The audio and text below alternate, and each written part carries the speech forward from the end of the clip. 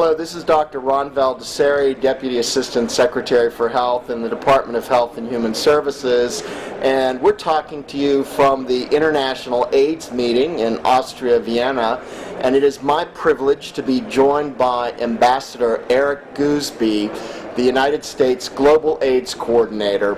Dr. Goosby is responsible for oversight of the PEPFAR program, which stands for the President's Emergency Plan for AIDS Relief. And in that capacity, Dr. Goosby oversees life-saving prevention and care services throughout the world to partners everywhere. And Eric, we're delighted to have you here. I wonder if you could share with the audience, since this is an international meeting, what are 2 or 3 of the major themes or issues you've heard that you think are particularly relevant for our global AIDS work? Well, Ron, it's my pleasure to be here. Thank you. I think that the meeting has been exciting for a couple of reasons. One, there's been some exciting news specifically in the microbicide availability and what that will mean to both our prevention programs and what it really will mean to women everywhere and their ability to not have to be in a vulnerable position in the negotiation around maintaining a safe sexual relationship. I think that that will have broad reaches. It will take probably a couple of years before it actually becomes widely available, but PEPFAR will be part of the validation of the dosing interval, and the carrier vehicle that we need to now get more specific in moving forward to market it. So in other words, actually moving it from a scientific study to wide-scale implementation in the field. That's correct. And looking at whether or not there are nuances to the formulation that improve its impact to get it above the 54 level up into the 70 or 80 level, which is what the researchers think is possible. Mm-hmm. And that number, just for our audience, refers to the percentage of women who were protected from HIV infection when they use this preparation, this vaginal gel. That's correct? That's correct, Ron. When they use it correctly with a dosing interval that precedes the sexual encounter and 12 hours after the sexual encounter, they have the 54% response. So it's reduction the best in infection. That's it's great. It's the best. Yeah. I think the second big issue that came out that was of most interest to me was the test and treat data.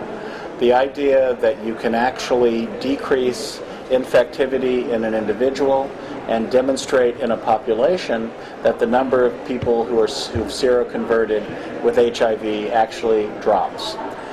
That connection to me really says in no uncertain terms that this will become, with a little further study, a strong tool in our toolbox to diminish the spread of HIV in populations. Excellent, excellent. Well, those are 2 really great points.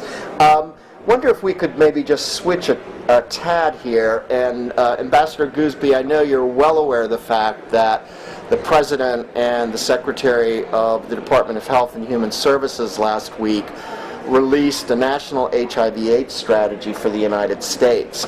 I'm wondering if you'd like to share your perspectives from a global perspective. What lessons do you think we have to learn that we can put to use to better address the HIV/AIDS epidemic in America?